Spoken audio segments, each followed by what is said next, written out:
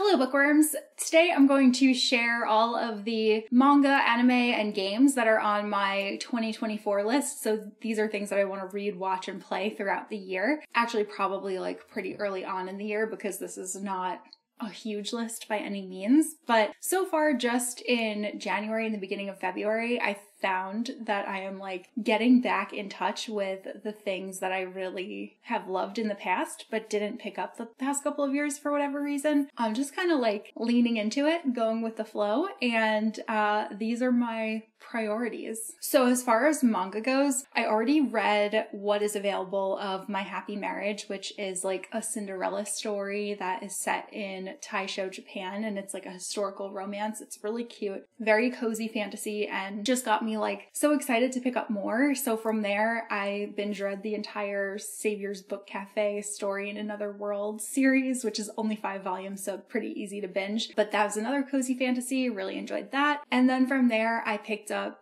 the first couple of volumes of One Piece, and I am loving that series. I get it now. I get the hype. So that is like my main focus. That's number 1 on my list here. Pick up the book. So if you can see, I have a bookmark in there. I read volume 1 and volume 2. I'm up to volume 3, but I really like the characters. I think that Luffy he has a lot of heart, and I really want to see him succeed. Tend to really enjoy pirate stories, but I'm still pretty shocked at how much I've enjoyed just the first volume of this one. I didn't like the second volume as much as the first one, but I have a feeling that like there's probably gonna be some hits and misses in there because there are like 100 volumes. I've also never really been the biggest fan of shonen. I tend to like shoujo or josei. This is really speaking to me, and I also really love the next one on my list, which I'll mention soon. So maybe I'm changing, who knows? So the series starts out with Luffy being a little kid, and he is determined to become king of the pirates and find this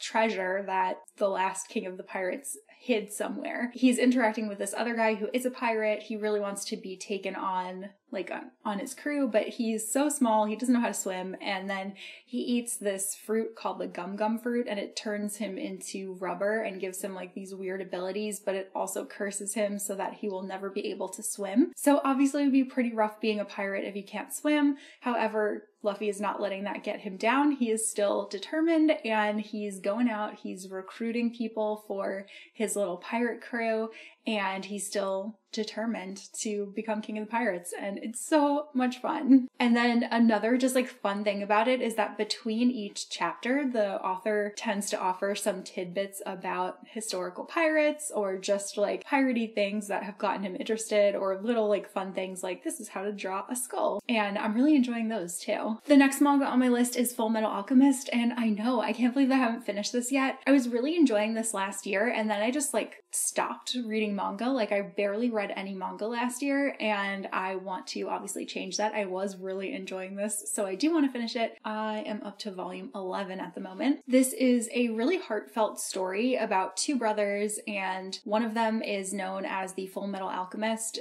The 2 of them did an alchemist ritual that went very wrong, and it caused Ed to lose an arm and a leg, and it also caused his brother to lose his entire body. So one of them is just a suit of armor, and then Ed has what's called automail for his leg and his arm. So the brothers are dealing with some trauma, but they are traveling around and trying to see what they can do in order to get their body parts back. But there's also like a much bigger overarching story that is happening as well, and I really like a lot of the side characters in this one, and once I finish reading it, I definitely want to watch the anime. And the other one on my list is Fushigi Yugi, and I don't have the nostalgia element for this one, so I don't know if it's going to hurt my reading experience. I know that a lot of people really liked it like when they were a lot younger, so I don't know how it'll translate as an adult reading it for the first time. I did watch a couple of episodes of the anime, and I did really like it, but I own the whole series in manga, so I decided that I wanted to read it before watching the rest of it. It's an isekai where there is a girl that gets transported to like a historical Chinese kingdom, and I believe that she has to like bring these knights together and kind of save their world before she can go home. So again, not sure how it's gonna go for me, but I'm excited to give it a try. Then I have 3 series that are like possible next series, because usually when I'm reading manga, what I tend to do is I will buy like a couple of volume 1s at a time and then read all 3, or yeah, I usually do like groups of 3. So I'll read all 3 and then I'll decide like which is the one I like most, which is the series that I want to continue, if any. So that's what I did here. So this next batch for me includes Hi, I'm a Witch and my crush wants me to make him a love potion. And also I literally don't know anything about these outside of the title, so I'm just gonna show them for now. The next one is The Dragon Knight's Beloved, and this one had really excellent reviews and there are a bunch of volumes out already, so I have high hopes that this will be one that I definitely continue. I think, yeah, it's also published by Seven Seas, who did Savior's Book Cafe Story in Another World, so I'm hopeful that like their taste will be my taste. And then lastly, I have Seventh Time Loop. The villainess enjoys a carefree life married to her worst enemy, which is quite a mouthful for a title. But Alexa from Alexa Loves Books watched some of the anime and said that it was a lot of fun. So I'm gonna try out the manga and see how it goes. And then I totally forgot to bring a copy down here to hold up. But for a series that I am caught up on, if there's another volume that comes out, I will definitely read the next volume of Witch Hat Atelier. I think that there is currently one that's scheduled to come out in June. However, the last volume was delayed like a bunch of times, so I am hopeful that that won't happen again with this one, but I will read it whenever it does come out. And then the other one that I'm caught up on is My Happy Marriage, and I believe volume 5 is supposed to come out this year, and again, I will absolutely pick it up immediately. I love the series so much. So those are 2 that are ongoing that I am up to date with and just waiting for another volume in. Okay, then moving on to anime. So the only anime that I've watched so far this year, again, is My Happy Marriage.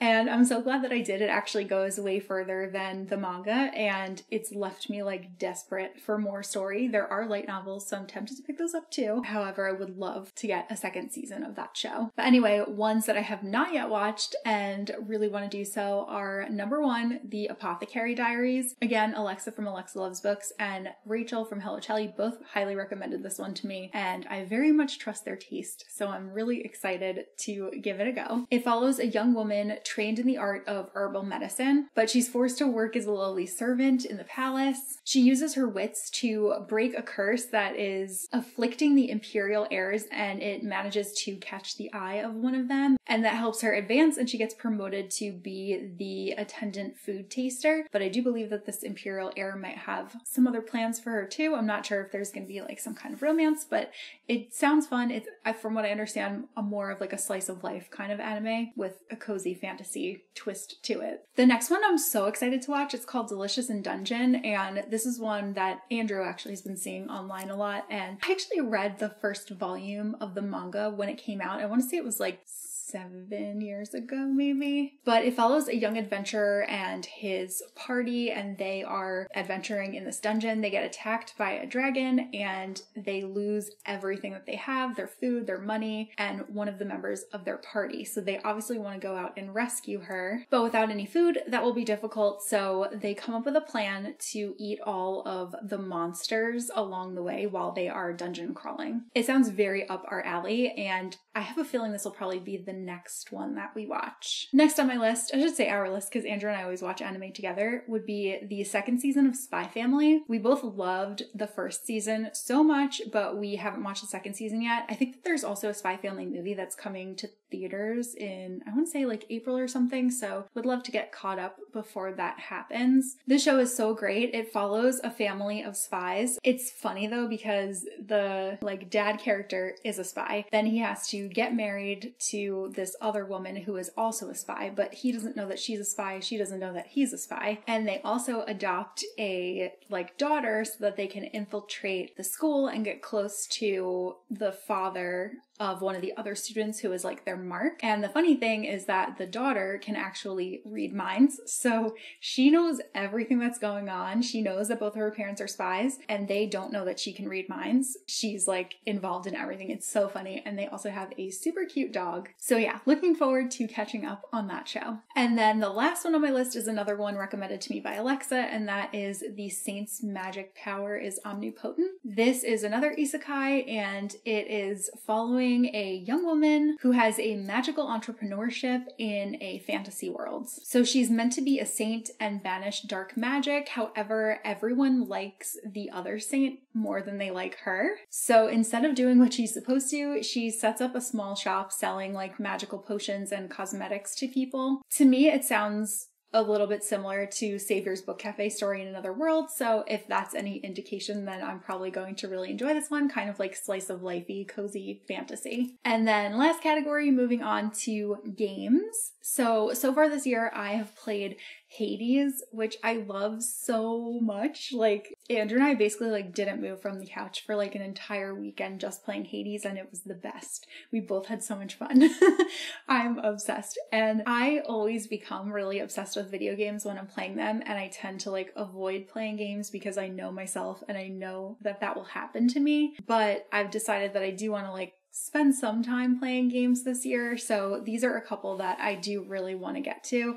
The first one, which is the polar opposite of Hades, which is like an adrenaline rush that always left me feeling very stressed and anxious, but desperate for more, is Stardew Valley. I'm probably like one of few people that's never played Stardew Valley, but Andrew's played it many, many times. And if there is a way to be intense about Stardew Valley, I will probably find that way. I know that he's mentioned that he has a spreadsheet for the game, which is saying something because I am the spreadsheet person in this household, and I'm immensely proud that he has that going. So I'm probably going to end up using the same thing or like make some modifications on it for my use while I'm playing. But basically this sounds like the polar opposite to Hades because it sounds like a very chill game. It's a farming sim, and I believe you're just like doing chores, catching fish. I don't know if it's the same thing as Animal Crossing where there's like cooking. I know that there are villagers that you can like talk to and interact with, but I don't know too much of it outside of that. I do think that the graphics are really cute. I have seen like the aesthetics of it and I do like it. I'm not sure if this is going to be one of those ones that's like a forever game like Animal Crossing where like I had to get everything and I played 1,000 hours of it in 1 year. The next game on my list is one that Andrew and I are actually going to start playing today,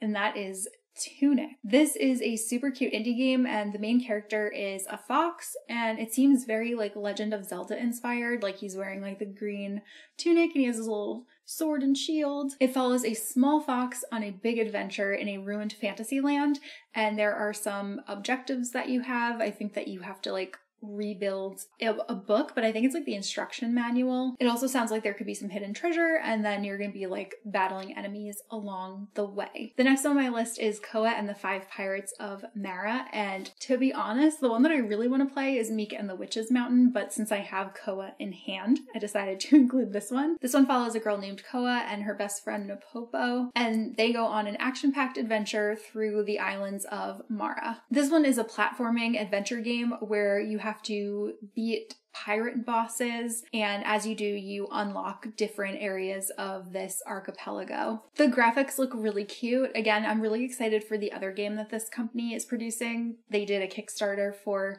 Mika, and it was like super funded, like made so much money, and then they did one for Koa afterward, which was a game that they had like already completed, but I guess they were kind of like riding the success of Mika. So I think that Mika is supposed to come out later in the year, but for now we'll play Koa, see how it goes. And then the last one is a game that is not out yet, but is coming out very soon, and that is Princess Peach Showtime. It's a Nintendo Switch game, and I just could not resist a game that was all about Princess Peach. The trailer is full of cute outfits. I really love Pirate Peach, and I also really love Sherlock Holmes Peach. I think that both of those looks are so good. And then there's also just like some fun Easter eggs throughout it. Like I really like the homage to the Peach's birthday cake board in Mario Party. So I think there's going to be like a lot of fun things like that. And it's just cool to see a different Nintendo character get a title game, because obviously Peach has been in many games, but they're typically Mario games, or my favorite, Luigi's Mansion. I love the Luigi games. So, and Toad Treasure Tracker. Didn't you like that one? But yeah, I'm excited to see Peach get her own game. So that's it. That's all of the manga, anime, and games that I have on my 2024 list. There's a good chance that I will finish a lot of these relatively soon, maybe like halfway throughout the year. If I can finish everything by like the end of June, maybe I'll make one for the second half of the year. I think that would be really fun, except for One Piece. I think One Piece is going to be a project, but everything else I could foresee completing. So let me know what you're planning on reading, watching, and playing this year. Let me know if there's anything I mentioned that you have already experienced and what your experience with it was. And that's all that I have for this video, so I will see you guys soon in a new one. Bye!